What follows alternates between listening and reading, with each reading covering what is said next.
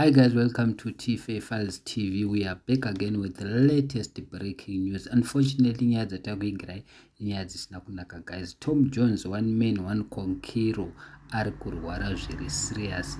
Mapapu akazara mvura, atori paoxygen, ari kutadza kufema zvachose guys. Akanyora last time musi wa2 February achiti I'm not feeling okay, but havana kuzvitora zviri serious because vari kudedzera kuti anonyepa. Tom Jones anopema mari. Last time akatudza kuti mai vake vari kurwara achinyepa, saka ndezvake ndozvaya akanyora musi wa2 February. Asi vana mai Tite vakatomuitira kuti get well soon musi wachona, vachimuudza kuti don't worry uchaita right. Saka nyaya yetika ndekuti azonyora futi Tom Jones nhasi 5 hours ago achiti God will protect me, I will never die. Asi vana Patricia Jack vakataura zvinhu zvakawanda zvakasiyana siyana vachiti iwe Tom Jones waitaurisa too much.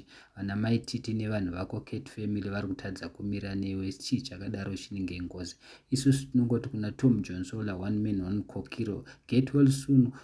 Asi guys, as we all know, vazukuru vambuya Nyanda vanotaurawo pamusoro penyaya dzinenge dzichiitika muZimbabwe dzichitenderera mastreets.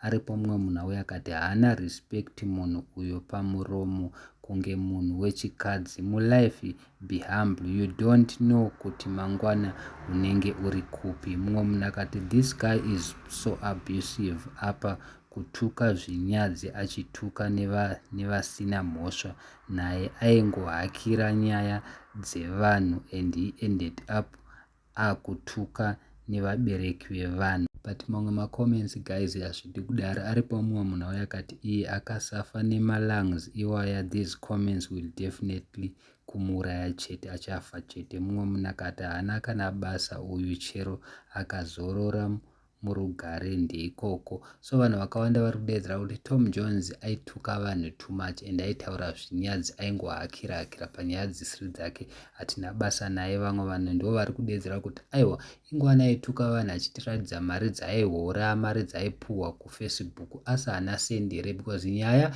rumors has it zviri kunzi nyaya iripo ndeyekuti iye Tom Jones mari yekuti arapwe haana, because vari kuda mari dzakawandisa zvisingaite. Saka ndo nyaya takuigirai guys, inyaya isina kumira zvakanaka, because iye Tom Jones akagumisira kuposta musi wa2 February paaiti I'm not feeling okay. Nhasi asi azokomenta zvake, azoposta achiti God will protect me, I will never die. Ndo nyaya iripo guys. Tom Jones ari kurwara, mapapu akazara mvura, ari kutofema neoxygen.